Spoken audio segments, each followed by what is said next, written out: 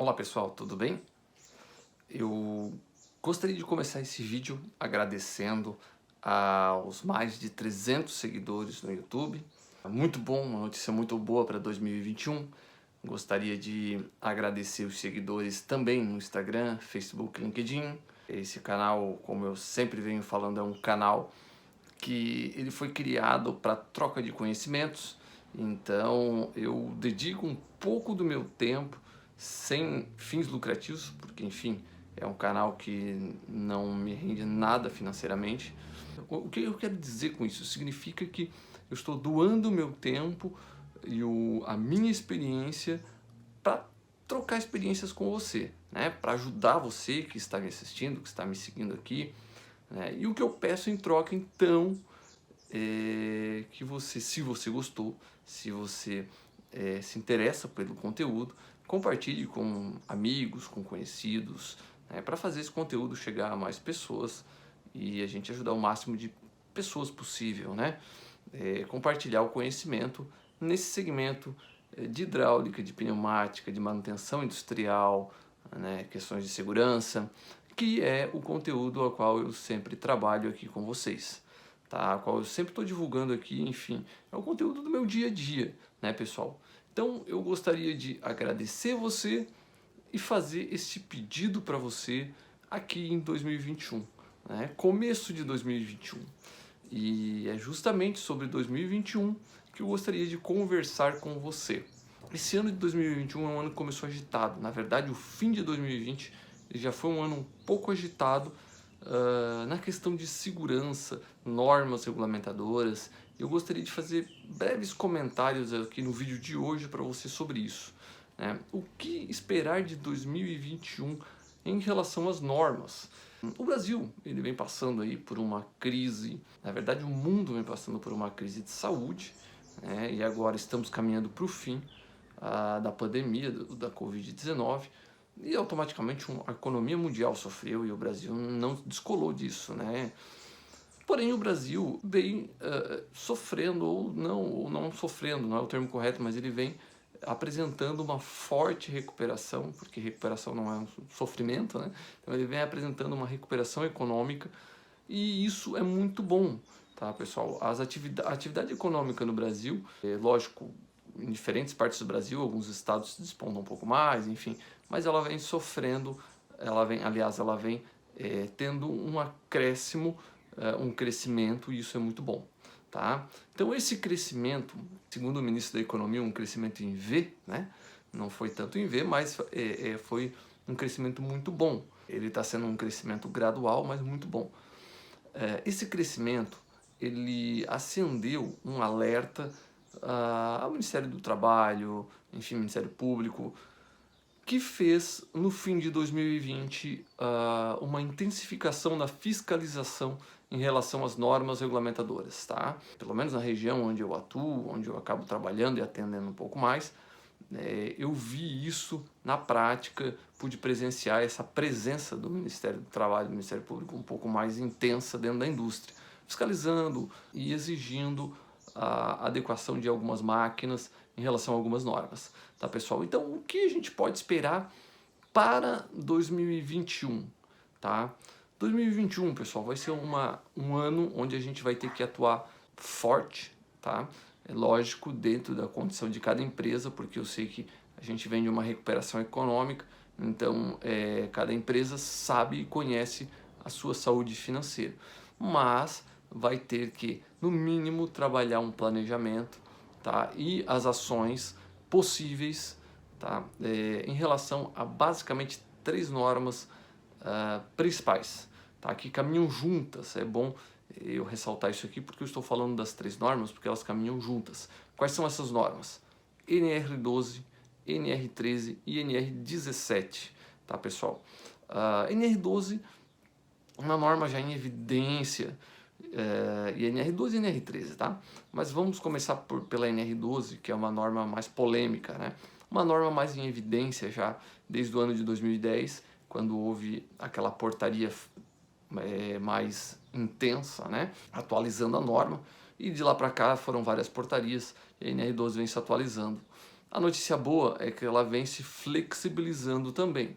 Ela vem agora, a NR12 lá em 2010, naquela portaria ela foi mais abrangente, né? E agora ela vem com alguns critérios mais específicos para cada equipamento, como por exemplo prensas enfardadeiras, né? Ou prensas de sucata, prensa de papelão, prensa de refil, enfim, tem várias aplicações para essas prensas enfardadeiras. A cada portaria que ela vem tendo a norma, ela vem especificando um pouco mais e detalhando um pouco mais e facilitando o trabalho de quem faz adequações, de quem tem equipamentos dentro da sua fábrica, né? Um detalhe, quando a máquina se caracteriza o ativo dentro da indústria como prensa, ela entra na categoria 4, tá pessoal?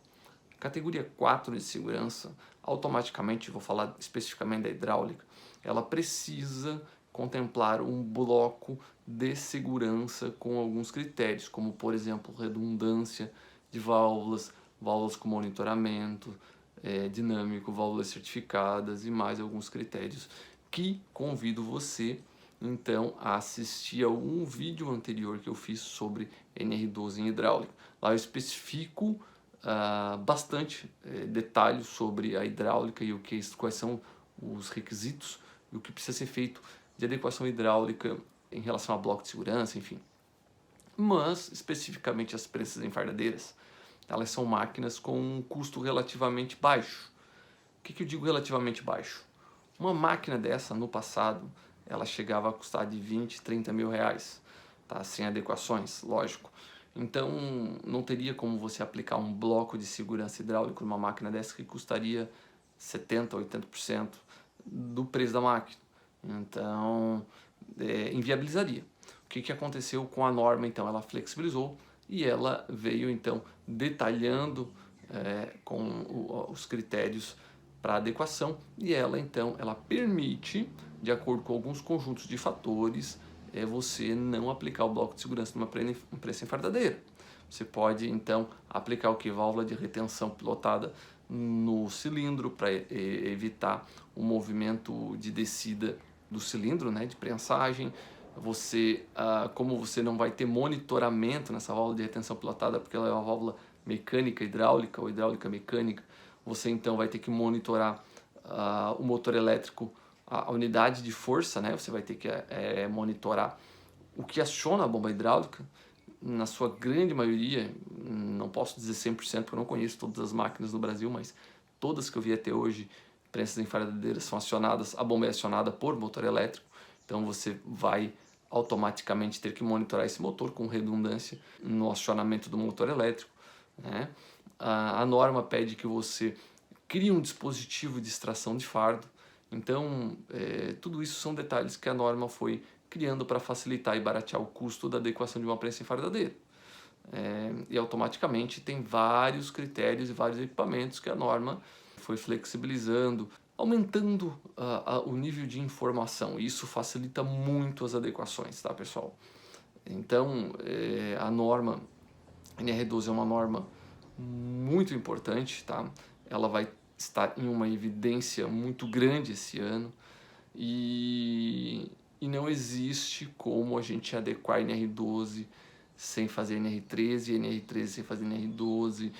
E quando a gente trabalhar em NR13 e NR12, a gente tem que pensar na NR17, tá, pessoal? A NR17 é uma norma de ergonomia, tá? Então, por exemplo, numa máquina que você vai adequar NR12, que você precisa fazer uma alimentação manual, uma prensa tipo C, uma prensa metalúrgica que você precisa fazer alimentação de chapas manual, uma prensa rebitadeira, uma prensa... qualquer coisa que você precise alimentar manualmente a peça. Você vai ter uma cortina de luz.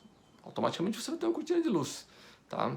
E você tem uma cortina de luz, você tem uma alimentação manual, você vai ter que ter um comando de acionamento bimanual, tá? Principalmente para você não ter acesso às suas mãos na zona de risco da máquina, né? Então você vai ter que ter um comando de acionamento bimanual. Esse comando de acionamento bimanual, então ele tem que ter uma posição de acionamento ergonômica. Você não vai botar os botões a uma altura que a pessoa tem que esticar o braço, ou então que a pessoa tem que curvar a sua coluna para poder acionar essa máquina. Então você tem que pensar a questão ergonômica, principalmente por se tratar de acionamentos repetitivos, né?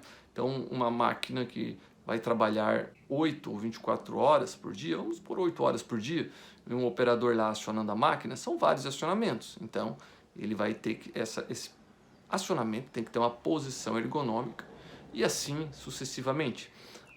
Por exemplo, uma máquina paletizadora ou qualquer tipo de situação, um elevador de paletização, enfim, é um equipamento, por exemplo, muito bem lembrado aqui, uma movimentação de caixas, por exemplo, onde você precisa elevar caixas de um nível para o outro, do chão para cima de uma mesa, enfim. No passado, na cerâmica, tá? A indústria cerâmica tinha o tal do bate-caixa, que a pessoa jogava a caixa de uma esteira para um pallet, enfim. Hoje, pessoal, existem o que? Está se trabalhando muito soluções ergonômicas para isso, né?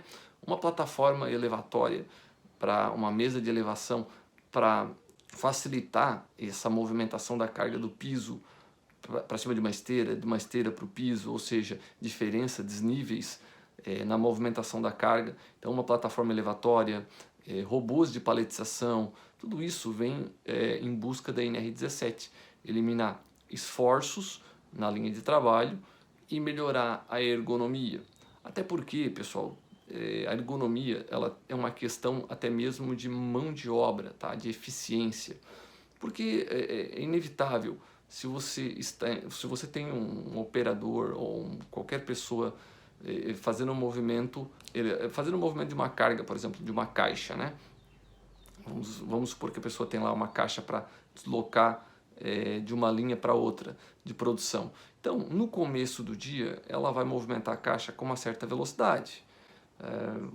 Vamos chutar um número hipotético aqui de 500 caixas por hora que ela vai movimentar, né? No fim do dia, automaticamente, essa pessoa não vai estar mais movimentando 500 caixas por dia, né? Enfim, porque vai havendo o cansaço, a fadiga do corpo, enfim, as pessoas têm um limite. Então, para isso existem soluções automatizadas, incluindo mecânica, hidráulica, elétrica, para soluções ergonômicas, né? Então, não é só automatizar coisas pequenas como, por exemplo, a posição de um acionamento bimanual, mas também a implementação de alguma plataforma elevatória, de alguma solução ergonômica para facilitar a sua linha de produção. Por que que isso não é só importante, mas é necessário?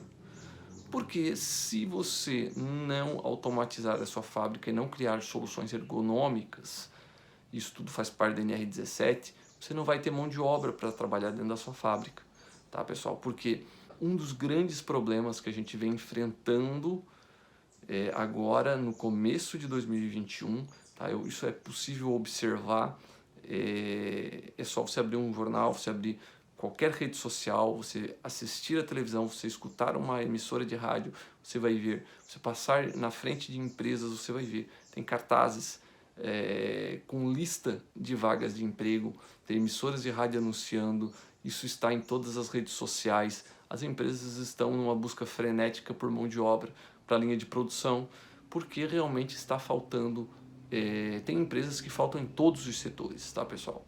Então, isso o que é um sinal de que a economia está crescendo, e, enfim, entre outros fatores, que não vem ao caso aqui, mas a mão de obra ela vai ser escassa daqui por diante, tá, pessoal? Linha de produção, principalmente, né? Vai ser cada vez mais escassa. Enfim, tem vários fatores aí para explicar isso, mas o objetivo aqui do vídeo é trabalhar na causa, né? Então, a solução ergonômica, ela vai ser muito importante daqui por diante, tá, pessoal? Tem que visar a solução ergonômica. A solução ergonômica, ela precisa automaticamente, vamos falar desse elevador de paletização, elevador para movimentar a carga entre níveis, né? Você vai lá e cria uma solução ergonômica. Essa solução ela tem que estar adequada à NR12, né, pessoal? Porque você vai ter ali, automaticamente, se você tem um elevador, você vai criar uma zona de risco ali, com risco de amputação, com risco de qualquer tipo de situação. Então você tem que ter uma solução adequada à NR12.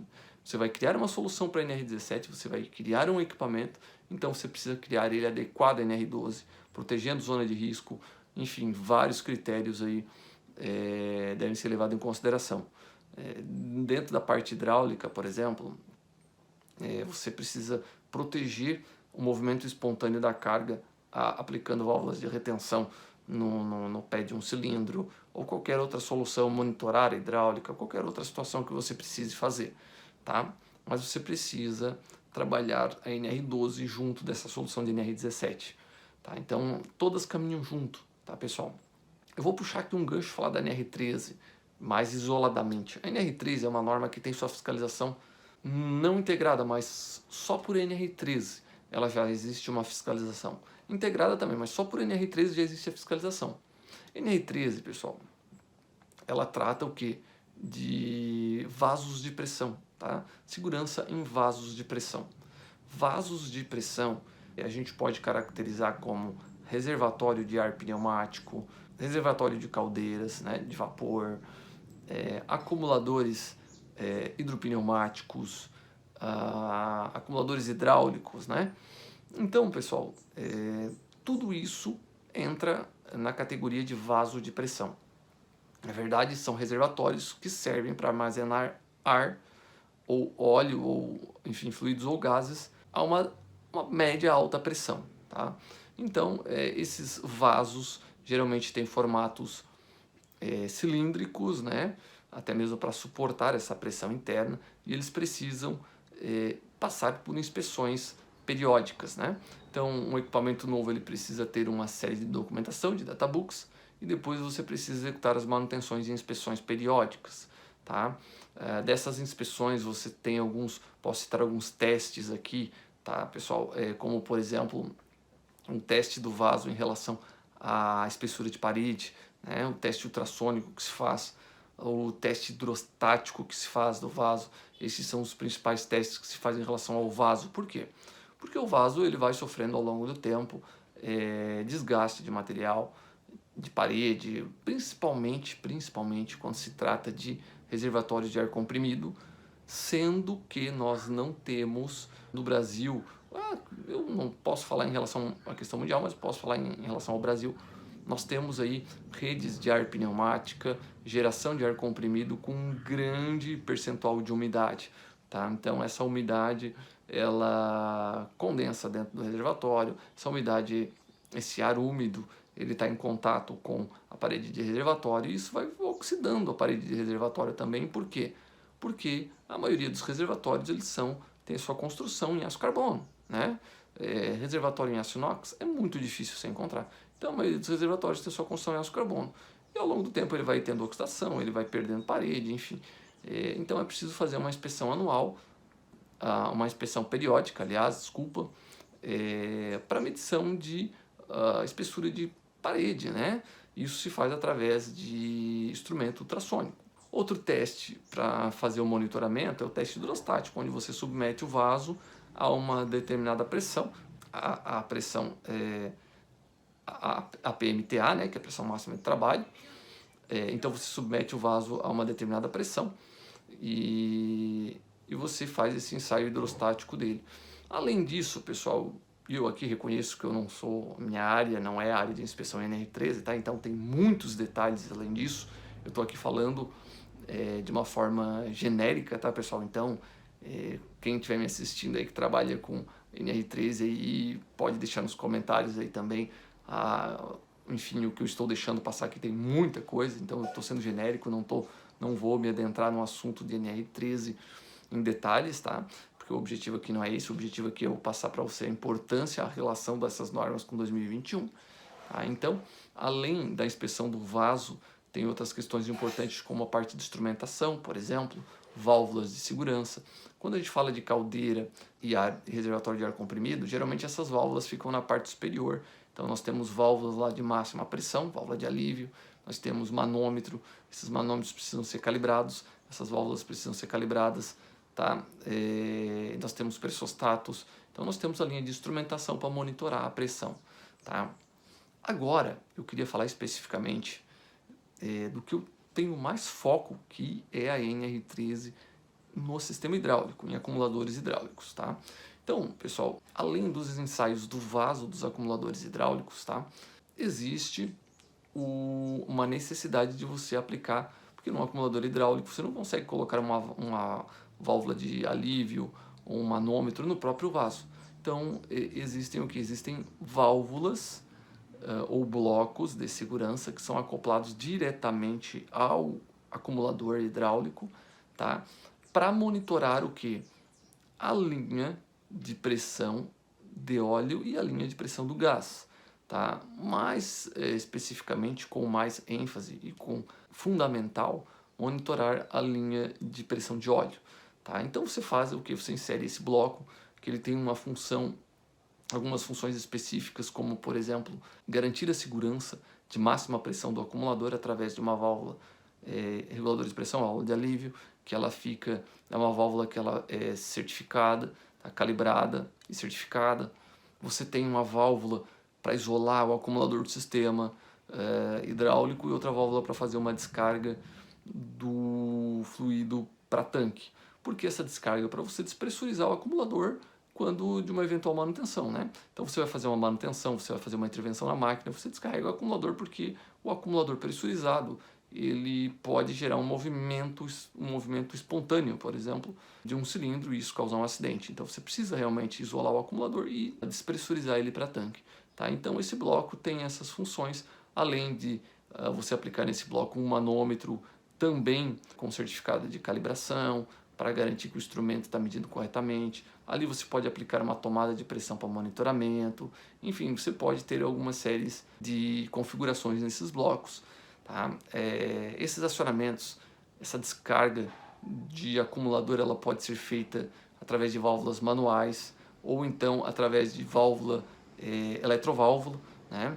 Então eu particularmente gosto muito de usar a opção de eletroválvula, porque como eu trabalho com NR12 e NR3 integrado, então na NR12, quando a máquina entra numa condição de falha ou uma condição de alarme, né, ela despressurizaria o acumulador automaticamente. Então eu gosto muito de trabalhar com a despressurização por eletroválvula, mas enfim, existem as configurações possíveis, tá?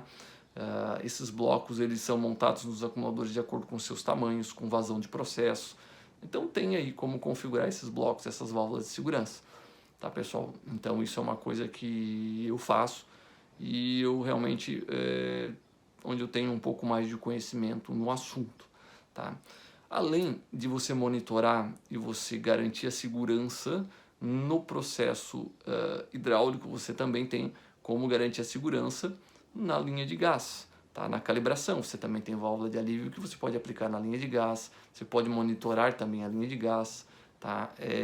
Aplicando também blocos ou válvulas para a linha de gás. É possível também, tá, pessoal? Então, vale eu lembrar aqui que, falando um pouquinho, ressalto aqui, não estou me aprofundando tecnicamente no assunto, eu estou falando a importância e o que nós devemos abranger e abordar em 2021, tá?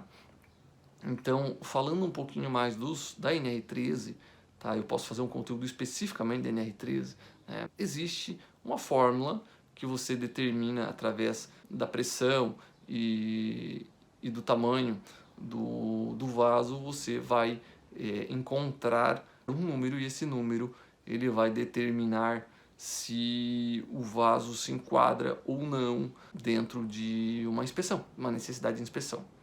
O que eu posso dizer para vocês é que essa relação, através da pressão de trabalho, como a pressão de trabalho hidráulica é muito alta, através de cálculos, basicamente todos os acumuladores entrariam em modo de inspeção, todos deveriam entrar em inspeção. Mas aí existem também umas ressalvas, onde mencionam que um vaso com um diâmetro menor de 150 milímetros ele está isento dessa inspeção. Então, assim, tem alguns critérios que a norma aborda. Recomendo você procurar a norma, a última portaria da NR13, estudar com um pouco mais de carinho. Posso também aqui fazer um conteúdo específico mais focado em NR13, né, falar um pouco mais sobre isso, né, pessoal? E pretendo fazer isso, sim, mas eu queria trazer para você que essas normas, elas estão interligadas. Então eu falei aqui um pouquinho da NR13 e como que ela está interligada com a NR12. Pessoal, eu mesmo mencionei aqui alguns minutos atrás que eu costumo aplicar a eletroválvula de despressurização do acumulador. Por quê? Para atender a NR12. Tá? Então a NR12, ela diz que você, quando for fazer uma intervenção de manutenção, você tem que despressurizar o sistema. Tá? Então você vai fazer o que? Você vai pôr um bloco monitorando, por exemplo, um cilindro principal com redundância. Você vai fazer uma despressurização. Você pode monitorar o sistema despressurizando através da ventagem ou através desligando a bomba, por exemplo, né? Desligando o motor elétrico e despressurizando o sistema. Só que se o acumulador hidráulico ele estiver bloqueado, tá? Ele vai manter lá uma fonte de energia armazenada e bloqueada lá que ele pode, por exemplo, se tiver uma válvula trancada e destrancar, ele pode movimentar a qualquer momento um cilindro. Então, aí está a importância de você também ter a garantia de segurança, aquele bloco NR13 aplicado lá. Porque a partir do momento que a máquina entrar em um módulo de emergência, por exemplo, se você for lá apertar emergência ou entrar em um módulo de alguém entrar na zona de risco, se você for monitorar toda a hidráulica, despressurizar tudo, a NR13 também vai entrar em atuação, né, fazendo parte da NR12. Por exemplo, você vai isolar o acumulador e vai despressurizar todo o fluxo do acumulador e a pressão do acumulador para tanque. Então você vai garantir que ali no bloco hidráulico, da bomba em diante, você não vai ter pressão. Você vai garantir que você vai ter um bloco de segurança lá nos cilindros, ou no cilindro principal, por exemplo, ou no cilindro de prensagem, ou enfim, garantindo que ele não vai cair, né, por gravidade ou por qualquer movimento espontâneo. E você vai despressurizar o acumulador, eliminando qualquer fonte de energia hidráulica dentro do sistema. Então, você tem aí NR3 e NR12 trabalhando junto. Já mencionei para você da NR17 trabalhando junto com a NR12. Então, tá aqui uma série de questões, tá, pessoal, que eu levantei para vocês em relação a essas normas. E em 2021 isso vai ser muito abordado, tá, pessoal? NR17, como a NR12, aqui eu estou falando mais focado na área de hidráulica, de pneumática, mas a NR17 ela tem muitas questões, como por exemplo até a intensidade, a luminosidade dos monitores de acionamento das IHMs de máquina, tá, pessoal? Só para você ter uma ideia do que vai vir por aí na NR17. Então vai vir bastante coisa e que você vai precisar se preocupar, né? E aqui nos meus conteúdos, nos meus vídeos, eu vou procurar abordar um pouco sobre hidráulica e pneumática dentro dessas normas, tá? Mais uma vez, ressalto aqui para você, NR12, eu já fiz alguns conteúdos sobre pneumática, sobre hidráulica, expliquei sobre os circuitos, redundância, sobre blocos. Então, convido você a assistir os vídeos anteriores sobre NR12, tá, pessoal? Que são vídeos muito bons, muito importantes e vão ajudar você bastante. Vou fazer em breve um conteúdo especificamente sobre a NR13, falando sobre isso, tá? Abordando, puxando você para a tela do computador e mostrando um pouco mais do que é esse bloco, do que eu estou falando para você, tá? Então isso eu vou fazer. E NR17, logicamente, você tem que contratar uma consultoria, alguém, porque lógico que essas normas você não vai fazer sozinho, você vai ter que contratar uma empresa de consultoria para fazer NR12, uma empresa para fazer uma análise de risco, por exemplo, em relação às suas máquinas, né? Um laudo ergonômico, né? Um engenheiro de segurança, por exemplo, vai fazer para você. Então, enfim, pessoal, tem uma série de questões aí que vão ser abordadas daqui por diante. E essas normas são normas que eu deixo aqui para você a dica, para você estudar um pouco mais, ficar um pouco atento, que essas normas vão ser abordadas com um pouco mais de intensidade agora em 2021. Como eu sei disso? Enfim, conversando com algumas pessoas, vendo o comportamento do fim do ano de 2020, tá? É inevitável e lógico o que está acontecendo já, as fiscalizações que estão ocorrendo aí já nas indústrias, né? Que eu venho acompanhando, venho sendo acionado para trabalhar sobre NR12, NR13 aí dentro, em sistemas hidráulicos, né? Então a gente vem vendo essa intensificação e esse reflexo, ele cria um cenário muito claro para mim que em 2021 vai ter essa intensificação dessas normas em todos os segmentos, seja segmento indústria madeireira, indústria metalúrgica, enfim, qualquer indústria de manufatura, E pessoal, planificação, tudo praticamente vai ser abordado esse ano, eu não tenho dúvida. Tá? Claro que existe uma limitação também de fiscais do trabalho, isso a gente sabe, mas isso, lógico que é uma questão do Ministério do Trabalho, né? Isso é inclusive um ponto que joga a seu favor, que está me assistindo, você da indústria, que lhe dá um pouco mais de tempo para trabalhar essas normas. Tá? Lembro que essas normas são normas que, norma NR12, por exemplo, são normas que as portarias foi dado um prazo de adequação, e se você tem máquinas ainda a adequar, esses prazos já venceram, então o quanto antes você atuar nisso, melhor. Tá, pessoal? Deixo aqui um recado muito importante para você sobre a falsa segurança, pessoal. Isso é muito importante, tá? Isso é muito importante. O recado, acho que eu nunca falei isso num vídeo para você. Muitas vezes você tem que tomar um cuidado muito grande com quem você contrata, com o tipo de adequação que você faz, para não gerar uma falsa segurança no seu equipamento. O que seria uma falsa segurança?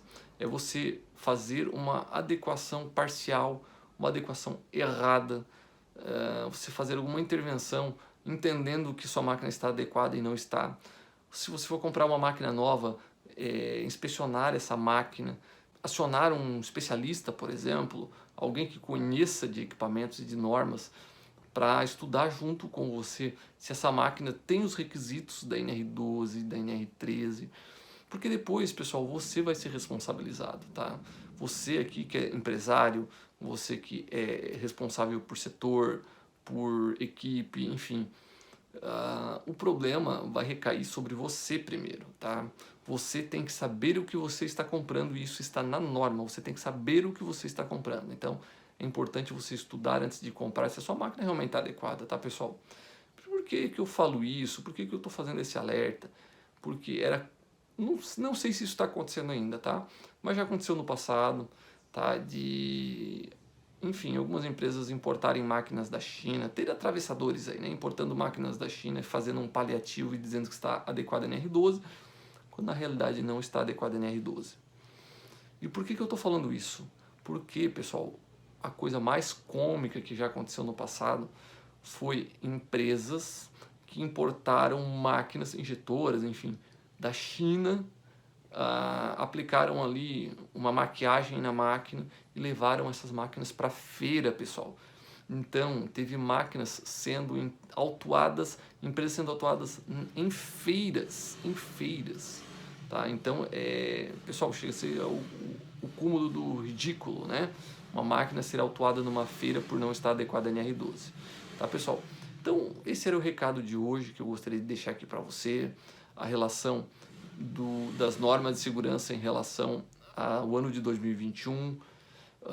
Se você gostou desse vídeo aqui, eu peço que você compartilhe com amigos, com conhecidos, para fazer, como eu falei lá no começo, esse canal ele crescer e chegar ao maior número de pessoas possíveis, né? O objetivo é ajudar as pessoas. E também convido você a comentar, seja aqui no YouTube, seja no Facebook, seja no Instagram, deixe lá os seus comentários sobre essas normas. Estou aqui dando estou aqui repassando para você humildemente os meus conhecimentos, que tenho também noção das minhas limitações, e sei que do pouquinho que eu conheço estou passando para vocês, mas sei que tem gente que conhece mais do que eu das normas aqui. Então quem trabalha com NR13, me perdoe aqui, mas deixe seus comentários também, NR12, NR17, fique à vontade para comentar, para compartilhar conteúdos. Se você gostaria de ver algo sobre outros conteúdos também, comente aqui, tá, pessoal? Eu sou aberto para que a gente possa estar interagindo e discutindo cada vez mais. Certo, pessoal? Então, também queria fazer um convite aqui para você. Se você chegou a esse vídeo através da minha página, ou se você chegou porque você é inscrito no YouTube, principalmente você que é inscrito no YouTube, pessoal, por favor, entre lá na minha página e deixe o seu e-mail lá. Tá? Eu tenho a minha página, o link está aqui embaixo, na descrição desse vídeo do YouTube. Entra ali pelo link, deixa seu e-mail lá na página, e lá é uma forma que eu tenho de estar encaminhando e-mails para você periodicamente. É o canal que eu tenho para que a gente possa ter um canal mais exclusivo, né, para que eu possa estar enviando alguns arquivos para você. Tá, pessoal? Então, aqui embaixo desse vídeo tem um link. Entre no link, deixe seu e-mail lá no fim da página, cadastre ele lá. Como funciona? Você deixa seu e-mail, na sua caixa de entrada de e-mail você vai receber um e-mail com o meu nome, tá? Everton Zanata, e você lá vai ter um link para confirmar. Esse link precisa ser confirmado, tá, pessoal? Porque senão eu não vou receber o seu e-mail. Então você confirme esse link lá e aí sim você vai receber, você vai entrar numa página de agradecimento, tá? E lá eu vou ter disponibilizado sempre um conteúdo surpresa para você. Então não é de graça. Você vai entrar lá, vai deixar seu e-mail e você vai receber um conteúdo surpresa, tá, pessoal? Não é de graça, não. Então, geralmente esse conteúdo surpresa, ele está relacionado sempre ao vídeo mais atual que eu faço aqui, tá?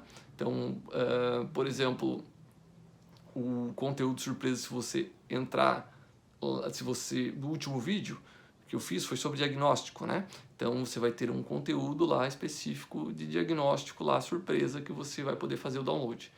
Pessoal, então era isso por hoje. Agradeço você ter me acompanhado até aqui. Nós estamos com 38 minutos. Obrigado por você ter acompanhado esse vídeo. Até a próxima.